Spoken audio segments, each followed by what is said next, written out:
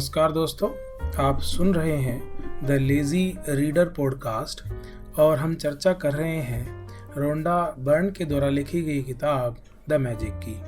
और इस अगले अध्याय में जिसमें एक महान रहस्य प्रकट होता है उसको डिस्कस करने जा रहे हैं।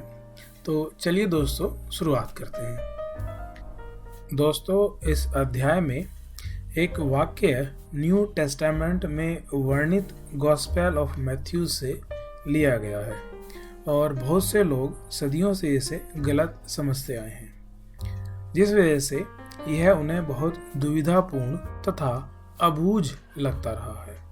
और वो वाक्य है, जिसके भी पास है उसे अधिक दिया जाएगा और वह समृद्ध होगा, जिसके पास नहीं है उसके पास जो है वह भी उससे ले लिया जाएगा। आपको मानना होगा कि जब आप इन वाक्यों को पढ़ते हैं तो ये अन्यायपूर्ण लगते हैं। यह एक तरह से ऐसा कहने जैसा लगता है कि अमीर लोग और ज़्यादा अमीर बनेंगे और गरीब लोग और ज़्यादा गरीब। लेकिन इस वाक्य में एक पहेली है, एक रहस्य है। जब आप इसे सुलझा लेते हैं और इसका सही अर्थ जान लेते हैं तो आपके सामने एक नया संसार खुलने लगता है। इस गुत्थी का जवाब सदियों तक बहुत से लोगों के लिए अबूझ रहा है और इसका जवाब एक शब्द में छिपा हुआ है और उसका नाम है कृतज्ञता। यानी कि जिसके भी पास कृतज्ञता है उसे अधिक दिया जाएगा और वह समृद्ध होगा। जिसके पास कृतज्ञता नहीं है उसके पास जो है वह भी उससे ले लिया जाएगा। छिपे हुए शब्द को उजागर करते ही जटिल वाक्य आईने की तरह एकदम साफ हो जाता है। जब ये शब्द लिखे गए थे तब से 2000 साल का समय बीत चुका है, लेकिन ये आज भी उतने ही सच हैं जितने कि वे तब थे। दुर्भाग्य से यदि आप कृतज्ञ होने का समय नहीं निकाल पाते हैं तो आपको कभी अधिक नहीं मिलेगा और आपके पास जो है उसे भी आप खो देंगे।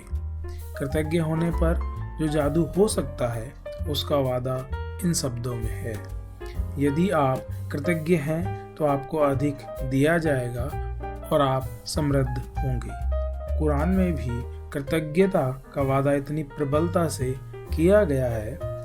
खुदा ने घोषणा की थी, यदि तुम कृतज्ञ हो तो मैं तुम्हें ज्यादा दूंगा, लेकिन यदि तुम कृतज्ञ हो तो मेरा दंड सचमुच गंभीर होगा। इससे कोई फर्क नहीं पड़ता कि आप किस धर्म के अनुयायी हैं या आप धार्मिक हैं भी या नहीं। पवित्र बाइबल और कुरान के ये शब्द आप पर और आपके जीवन पर हमेशा लागू होते हैं। ये विज्ञान और सृष्टि के एक मूलभूत नियम को बता रहे हैं। कृतज्ञता सृष्टि का नियम है। कृतज्ञता सृष्टि के एक नियम के जरिए कार्य करती है जो आपके समूचे जीवन को संचालित करता है। आकर्षण का नियम हमारी सृष्टि में एक अणु से लेकर ग्रहों की गतियों तक सारी ऊर्जा को शासित करता है और इस नियम के अनुसार समान ही समान को आकर्षित करता है। आकर्षण का नियम ही है जिसकी बदौलत हर जीवित प्राणी की कोशिकाएं एक साथ जुड़ी रहती हैं, जिसकी बदौलत हर भौतिक वस्तु का एक रूप कायम है। आपके जीवन में यह नियम आपके विचारों और भावनाओं पर कार्य करता है, क्योंकि आप भी ऊर्जा ही हैं और आप जैसा भी सोचते हैं, जैसा भी महसूस करते हैं, वैसा ही अपनी ओर आकर्षित करते हैं। यदि आप सोचते हैं मैं अपनी नौकरी को पसंद नहीं करता, मेरे पास पर्याप्त धन नहीं है, मुझे आदर्श जीवन साथी नहीं मिल सकता, मैं अपना बिल नहीं चुका सकता, मैं सोचता हूँ कि मुझे कोई रोग हो रहा है, वह मेरी कद्र नहीं करती, मेरे अपने माता पिता के साथ पटरी नहीं बैठती, मेरा बच्चा बहुत बड़ी समस्या है, मेरा जीवन अस्त व्यस्त हो गया है या मेरा वैवाहिक जीवन संकट में है, तो आप अपनी ओर ऐसे ही अधिक अनुभवों को आकर्षित करेंगे।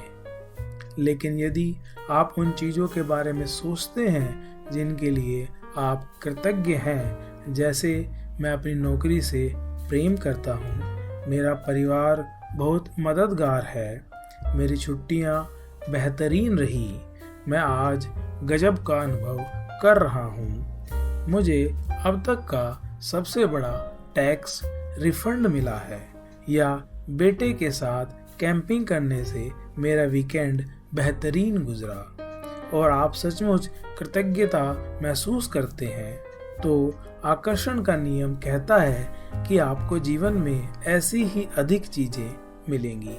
यह कुछ उसी तरह काम करता है जिस तरह धातु चुंबक की ओर खींचती है। आपकी कृतज्ञता चुंबकीय है, और आपके पास जितनी अधिक कृतज्ञता होती है, आप चुंबक की तरह उतनी ही अधिक समृद्धि को आकर्षित करते हैं। यह सृष्टि का नियम है।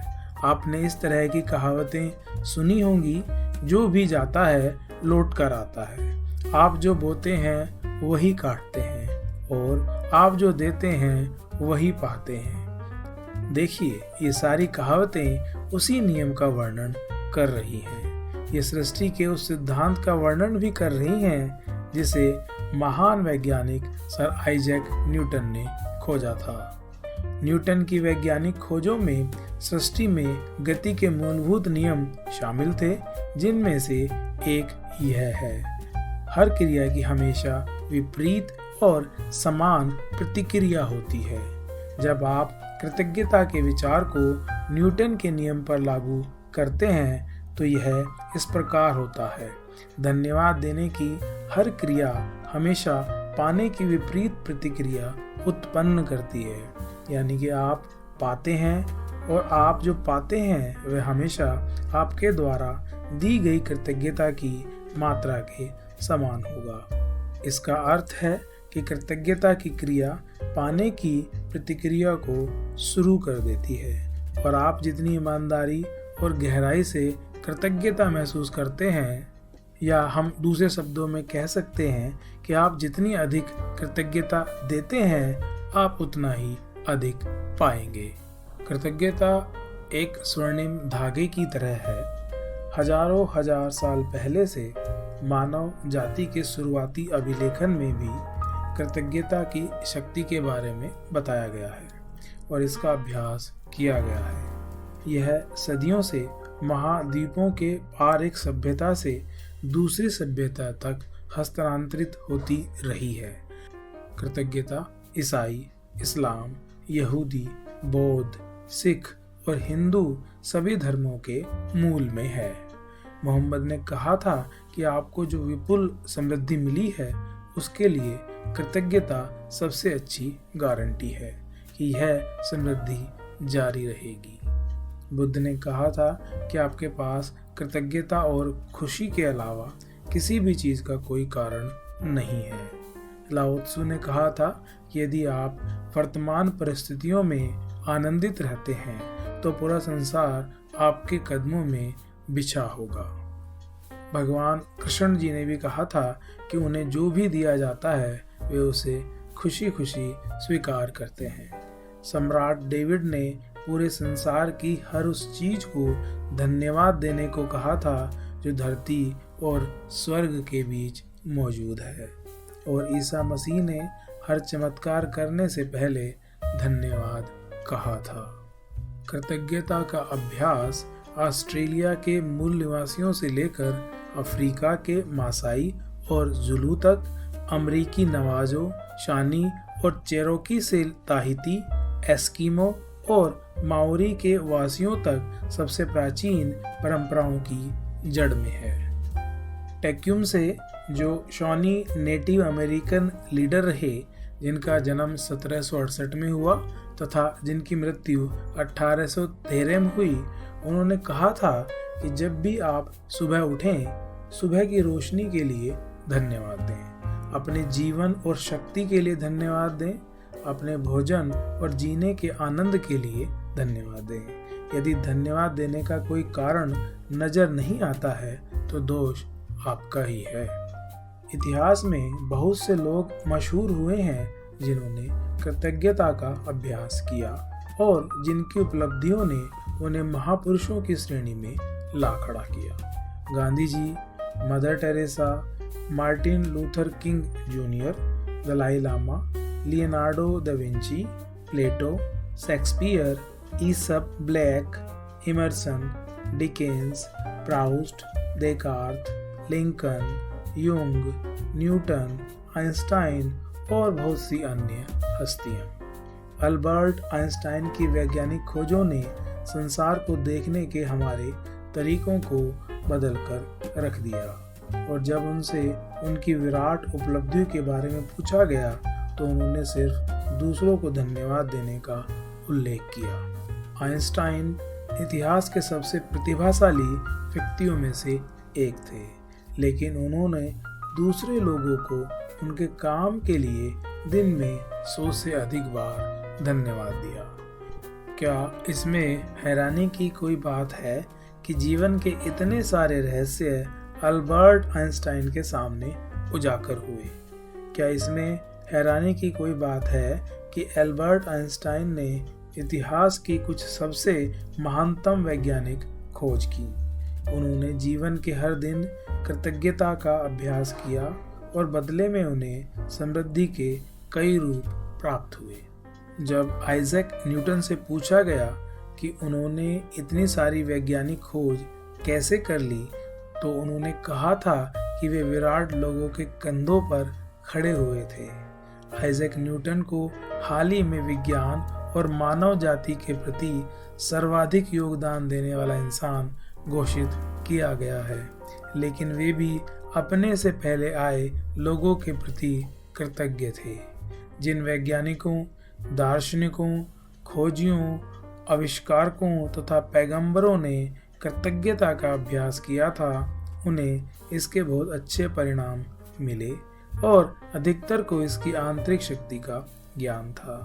बहरहाल आज के अधिकतर लोगों को कृतज्ञता की शक्ति की जानकारी नहीं है, क्योंकि जीवन में कृतज्ञता के जादू को अनुभव करने के लिए आपको इसका अभ्यास करना होता है।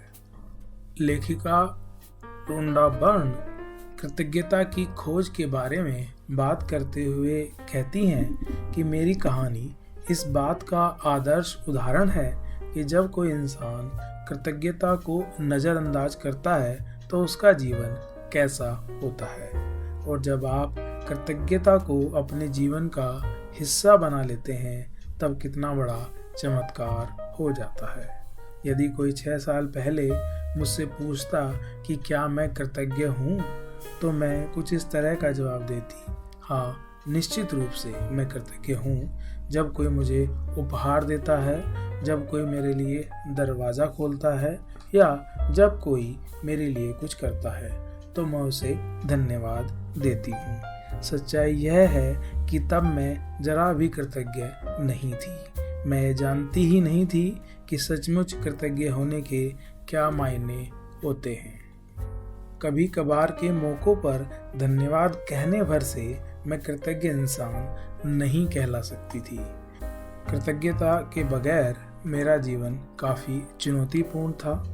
मैं कर्ज में थी जो हर महीने बढ़ता ही जा रहा था। मैं सचमुच कड़ी मेहनत करती थी, लेकिन मेरी आर्थिक स्थिति जरा भी बेहतर नहीं हुई। बढ़ते कर्ज और दायित्वों से जूझते हुए मैं सतत तनाव में जी रही थी। मेरे अच्छे संबंध भी विनाशकारी बन रहे थे, क्योंकि मेरे पास हर व्यक्ति के लिए कभी पर्याप्त समय नहीं रहता था। हालांकि उस समय मैं स्वस्थ थी जैसा कि कहा जाता है, लेकिन शाम होने तक मैं निढाल हो जाती थी और हर मौसम में मुझे सर्दी व अन्य छोटी बीमारियां घेरे रहती थी। जब मैं सहेलियों के साथ कहीं बाहर जाती थी या छुट्टियां मनाती थी तब कहीं खुशी के चंद पल नसीब होते थे, लेकिन उन खुशियों के भुगतान के लिए अधिक कड़ी मेहनत करने की वास्तविकता मुझ पर हावी हो जाती थी। मैं दरअसल जी नहीं रही थी, मैं तो सिर्फ अपने आप को जिंदा रखे हुए थी। एक दिन से दूसरे दिन तक, एक तनख्वाह से दूसरी तनख्वाह तक, और जब मेरे जीवन की एक समस्या सुलझती थी तो कई अन्य समस्याएं आ धमकती थी। लेकिन फिर एक ऐसी घटना हुई जिसने मेरे भावी जीवन की हर चीज को बदल दिया। मैंने जीवन का एक रहस्य खोज लिया और अपनी खोज के फलस्वरूप मैं हर दिन कृतज्ञता का अभ्यास करने लगी। परिणाम यह हुआ कि मेरे जीवन के हर पहलू में बदलाव आ गया। मैंने कृतज्ञता का जितना अधिक अभ्यास किया, परिणाम उतने ही अधिक चमत्कारी होते चले गए। अब मेरा जीवन सचमुच जादुई बन गया है। जीवन में पहली बार मैं कर्ज के बोझ से आज़ाद हुई और उसके कुछ समय बाद ही मेरे पास वह सारा पैसा आ गया जितना मेरे सपनों को पूरा करने के लिए मुझे चाहिए था। मेरे संबंधों, कामकाज और स्वास्थ्य संबंधी समस्याएं गायब हो गईं। अब मैं हर दिन बाधाओं से नहीं जूझ रही थी। अब तो मेरे दिन एक के बाद एक अच्छी चीज़ों से भरते चले जा रहे थे। मेरा स्वास्थ्य और ऊर्जा उल्लेखनीय रूप से बढ़ गई। वास्तव में मैं उससे भी बेहतर महसूस करने लगी जितना कि 20-25 साल की उम्र में करती थी। मेरे संबंध कहीं अधिक सार्थक बन गए और चंद महीनों में ही मैंने अपने परिवार वालों और मित्रों के साथ इतना अधिक आनंद लिया जितना कि पिछले सालों में कभी नहीं लिया था। सबसे बड़ी बात, मैं इतनी अधिक खुशी महसूस करती थी जितनी मुझे कभी संभव ही नहीं लगी थी। मैं परम आनंद की अवस्था में थी, जीवन में सबसे अधिक खुश। कृतज्ञता ने मुझे बदल दिया और मेरा पूरा जीवन जादुई रूप से बदल गया। तो धन्यवाद दोस्तों। अब अगले अध्याय में हम पढ़ेंगे अपने जीवन में जादू को कैसे लाया जाए। तब तक के लिए हमारे साथ जुड़े रहिए। धन्यवाद।